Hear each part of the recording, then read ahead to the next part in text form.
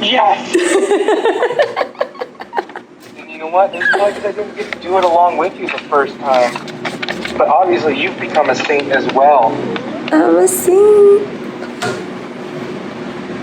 I got my one. Yes. Siobhan, I got my one.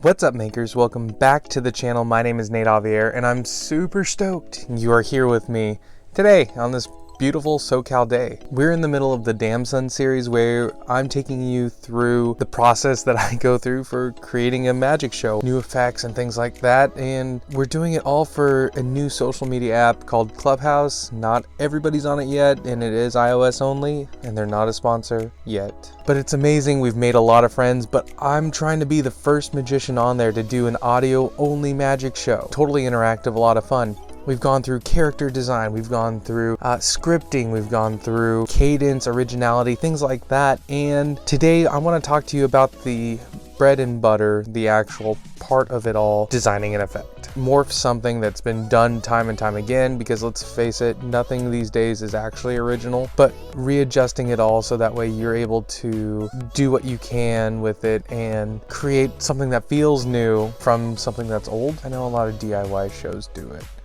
so why not do it with magic?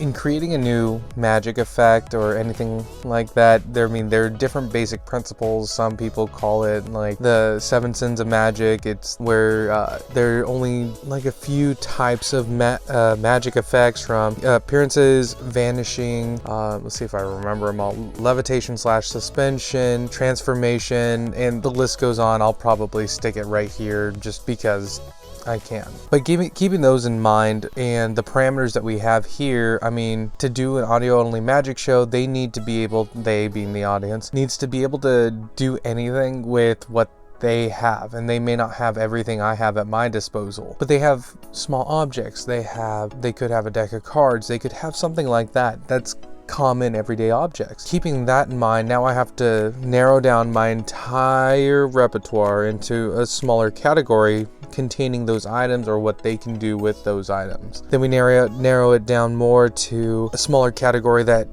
is interactive, where it's hands-off for the magician. Like if you were going to a bar and somebody handed you a deck of cards, told you how to do a trick, and then you did it and everybody freaks out. Okay, now we've narrowed it down even more to where we have to do effects where the magician can have his back turned. So we're really focusing on a niche set of parameters here for the effects, and it's been done before. There are different magicians, like we've said in the first episode, that have done effects over the radio or on radio, and so that's where the research starts, is looking at people like David Berglas and Joe Diamond, both of which are stunt magicians. Not saying that they do things like David Blaine and hold their breath for 7 days or whatever he did, but instead these are people who were able to perform on the radio for either the radio hosts or for everybody at home. That's really where things have gone. Now, in looking at it though, I was a little perplexed. A lot of those really are stunt magic. Either they set some things up beforehand, which I can't do, or they had the people right there in the studio to react, which also I can't do.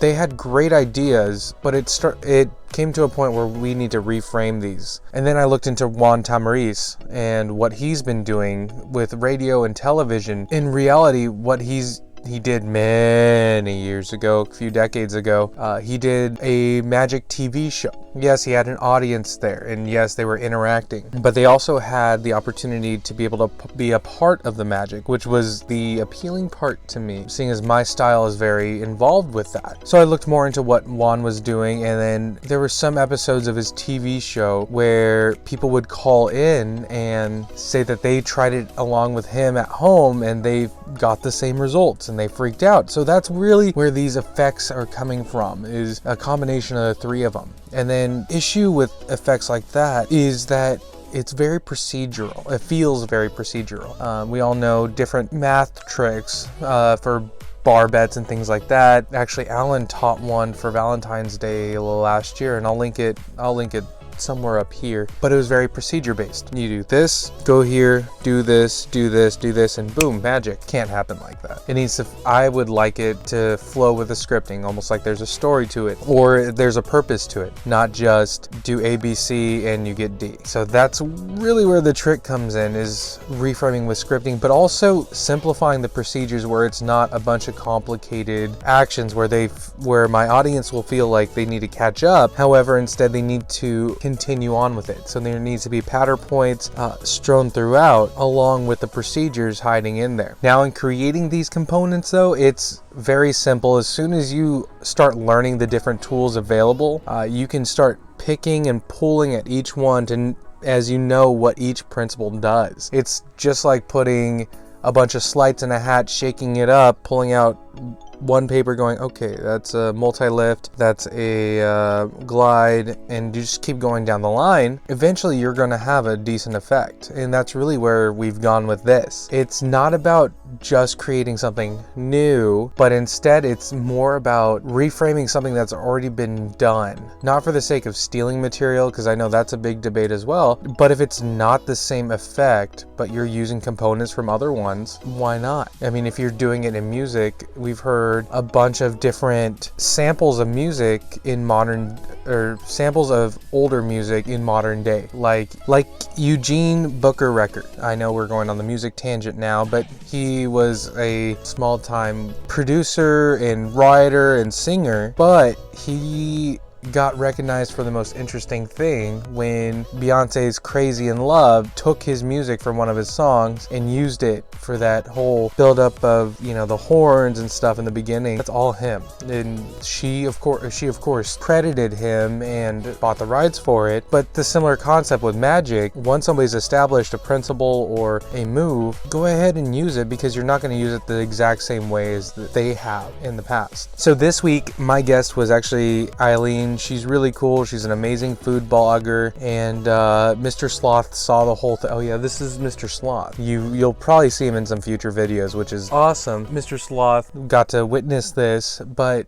when you're testing a new effect, not everything goes right all the time. Unfortunately, it didn't work the first time, nor did it work the second time, and it freaked me out. I didn't know what was going on, what was happening, but Eileen, bless her, wanted to try it one more time, and we finally got this. And it's not going to be as elegant as some of the other ones we've done. You'll hear me sound ragged and kind of freaked out, because I was ragged and kind of freaked out. You know what? Just here, watch. All right, so we got 1 through 9. And you're sure it's 1 through 9, not 4 through... 1, 2, 3, 4, 5, 6, 7, 8, 9.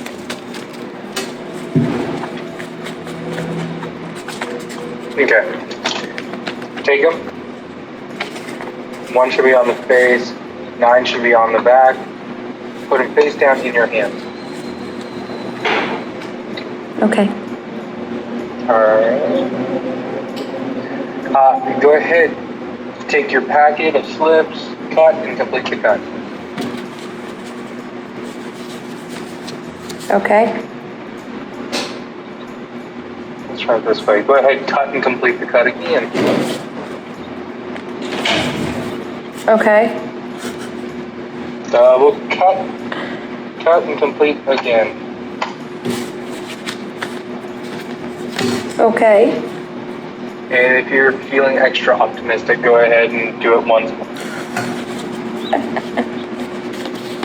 And if you're not feeling optimistic, take those negative... Nope, I got it. Away. I'm super optimistic. Oh, great. More than me.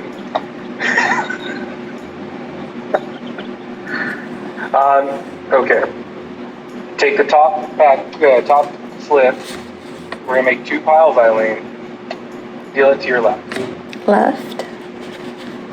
And then take the next one, deal it to your right. Right. Left. Next one on top of the one on the left. Right. Yeah, Left. making 2 piles. Right. Left. Right. Left. Okay. Take either one, put it on top of the other. Okay. And then We're going to cut and complete the cut. Cut. Complete the cut. That gives us a mess of numbers in different orders. Now we're going to repeat the procedure of dealing the cards alternately left and right. Making 2 piles again. Right, left, right, left, right, left, right, left.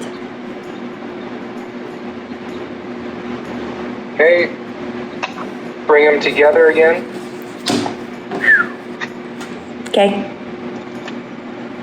Cut and complete the cut.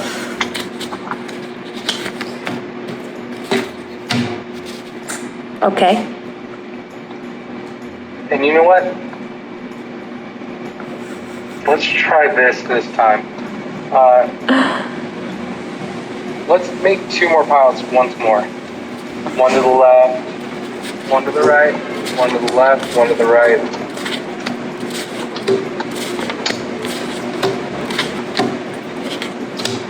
Okay.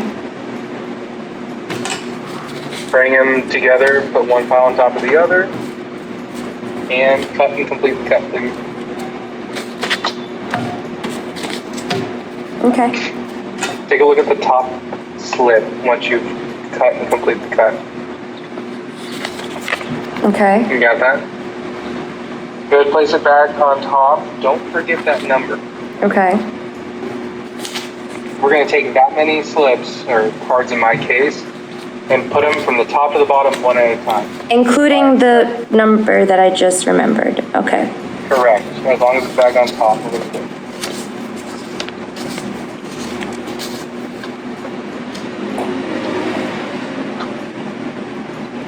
I got a bigger number. We both probably had different numbers, seeing how fast you got that done, so we'll see what happens. We'll see. So now so obviously it's a chaotic mess, completely random, and hopefully this will work out real well. We're going to take 2 or 3 slips from the top of the packet. Doesn't matter which. I'm probably going to take 2. And we're going to go ahead and bury that in the center of the packet together. Okay. Next.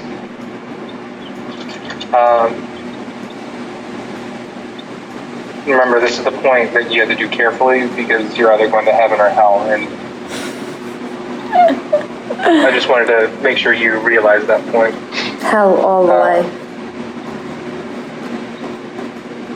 Go ahead and take the next slip, and we're going to bury that somewhere in the center as well. Okay. We'll take another one from the top, throw it somewhere in the center. Okay. And top or bottom? What do you mean top or bottom? Take one. I'll go with the bottom. Bottom? No, top. Okay. Top? I did bottom 2 times in a row. Top. Alright. Take the top card, put it somewhere in the middle. Now we're just moving stuff around. That's really what's happening. Okay. And now take the bottom card. Let's put that on top. Okay.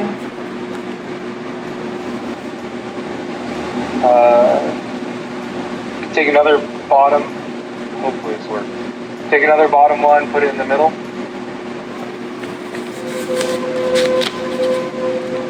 Okay. Take the top one, top slip, put it off to the side. Mix up the rest of your slips so we can show the human condition is in utter chaos. And we don't want to deal with that kind of bad juju, so we're going to throw that off to the side. Okay. A moment of truth, Eileen. Touch it with your finger. Drag it over and take a look at the number. Obviously, I'm a saint. Is that a 1? Yes! And you know what? It's probably because I didn't get to do it along with you the first time. But obviously, you've become a saint as well. I'm a saint. I got my one. Yes. Siobhan, I got my one. That was it. Thank you so much, Eileen, for hanging out with me and being able to let me test that with you. If you guys want, make sure you just follow her on the social medias. Mr. Sloth, check out his YouTube as well. I'll probably link it somewhere down below, but you're going to want to see what he does. In the future, Mr. Sloth's going to be featured in some more of our videos, and he's really cool, and it's a great concept. If you want to learn some more magic, though, and, you know, take some of our principles, hit that top link. It's a playlist of learning magic that we put together just for you, or smack that bottom link and leave it up to chance. See what YouTube thinks you should watch next. That's it for today. Thank you for watching. Keep making that magic.